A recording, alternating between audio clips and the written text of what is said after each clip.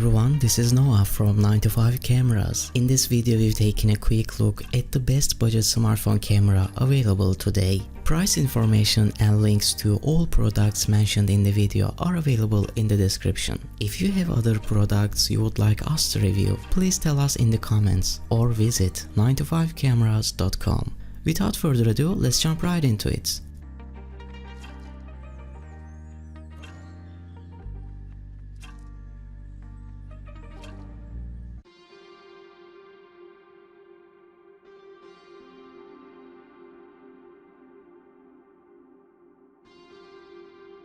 Number 3. Google Pixel 4a. Google has set the standards yet again with the Pixel 4a.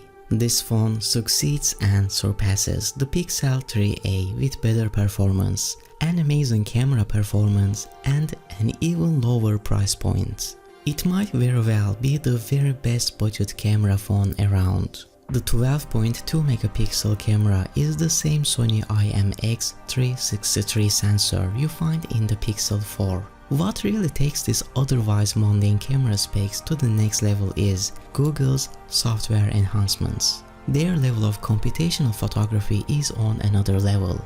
The Pixel 4a adopts features from the Pixel 4 series, such as astrophotography mode, night sight, and the dual exposure sliders. If you want something more capable but not quite as expensive as the Pixel 5, Google has also released the Pixel 4a 5G. You would think this is just a Pixel 4a with 5G connectivity.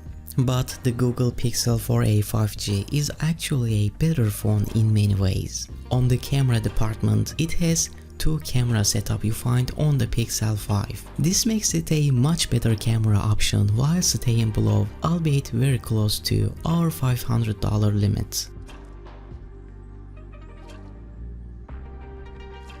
Number 2. OnePlus Nord. The OnePlus Nord has a couple of features that are normally reserved for much more expensive phones. Support for sub-6 5G networks and a high refresh rate 90Hz display. If you live in an area where 5G is built out, you may notice faster download speeds, but it is the display that will have a bigger impact on your day-to-day experience. It makes everything feel smoother and better. You will miss out on wireless charging and a headphone jack with the Nord, but they are really the only big things that are lacking. Battery life is strong. The 6.44-inch screen is big and beautiful, and the software is less annoying than some competitors. This smartphone comes with 128 gigs of storage and 8 gigs of RAM. As for cameras, there are a bunch of them, maybe even too many. There is a standard and ultra-wide and a macro camera on the back, as well as a couple of selfie cameras on the front. As is the norm with most smartphone cameras these days, they will get you decent photos in decent light, but fall down a bit in the dark. You will mostly want to use the main camera, as the ultrawide has a noticeable drop in quality, and the macro is only good for, well, macro or close-up shots.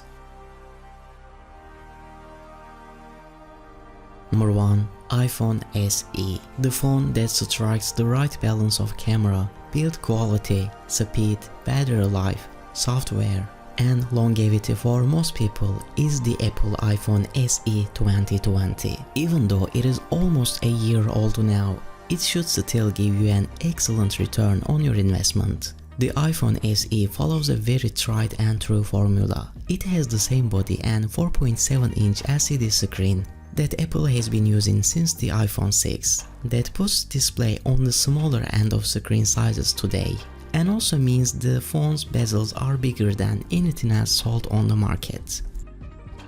It is a familiar design and not one that screams modern, but in exchange you get a lot of value. The SE, for example, is part of the iPhone 11 generation.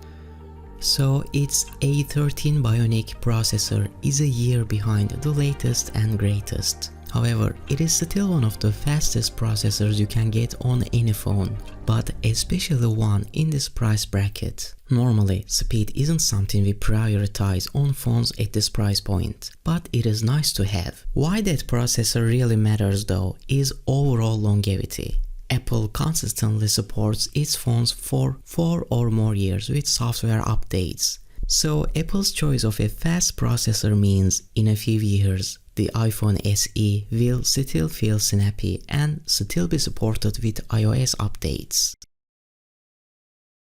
That's all for this video everyone, big thanks for watching. If you enjoyed this video, please consider leaving a comment and subscribing. See you next time.